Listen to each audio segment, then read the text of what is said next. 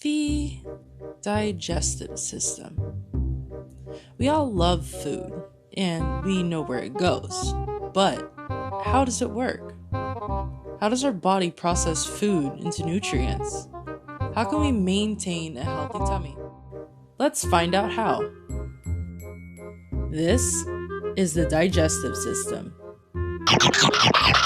So, we all know that we eat food and it turns into poop. But do we actually know how it works? I know how it works. I love food. Enlighten us, dear Alexis. I shall. So, the digestive system. According to Wikipedia, a very credible source, the digestive system is a system to digest food.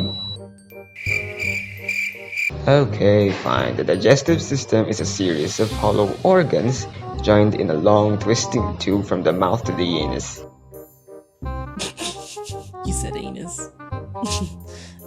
Anyways, the digestive system is important because it helps turn food into energy.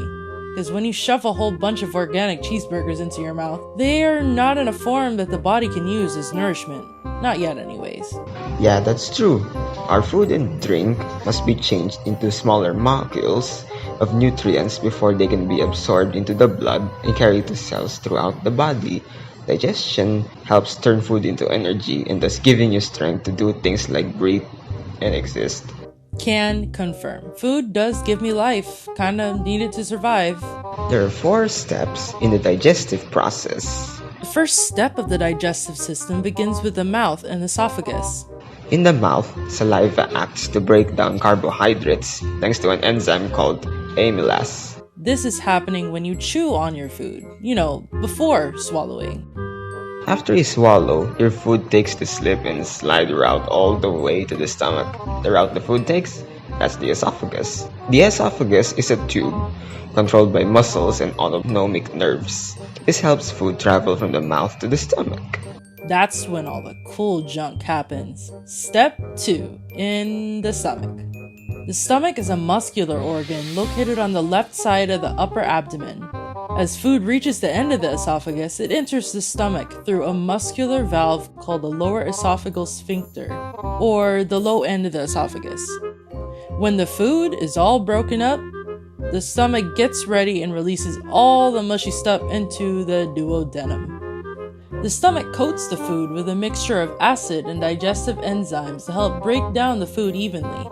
A layer of goop called mucus protects the stomach lining from being dissolved by the aforementioned gastric acid, which is, by the way, hydrochloric acid, aka is capable of dissolving metal in your stomach. And it also helps you enjoy a tasty cupcake.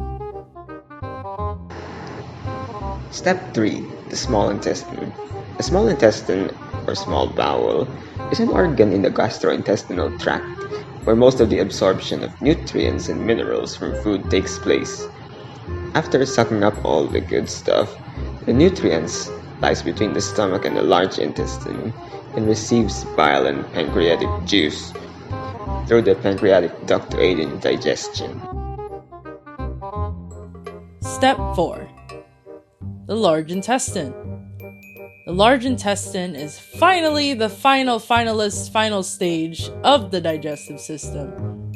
This stage consists of the colon, which is the large intestine, which absorbs water and salts before the remains are passed out of the rectum as feces, or better known as poop.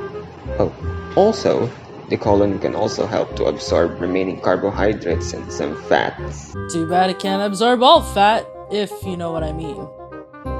Well, that's the digestive system. A healthy one anyways. And it's constantly working day and night to keep your body healthy. It really does seem to help expel all the bad stuff from your system. But wait, how can you maintain this healthiness?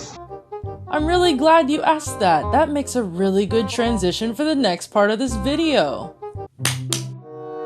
Here are some common digestive system ailments that we tend to deal with in our everyday life. We will be focusing on GERD, diarrhea, and the common tummy ache, aka abdominal pain.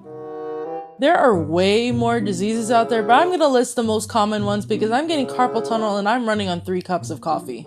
Gastroesophageal reflux disease, or GERD, is when a stomach does that acid bubbly thing where it flows back into the tube connecting your mouth and stomach, the esophagus.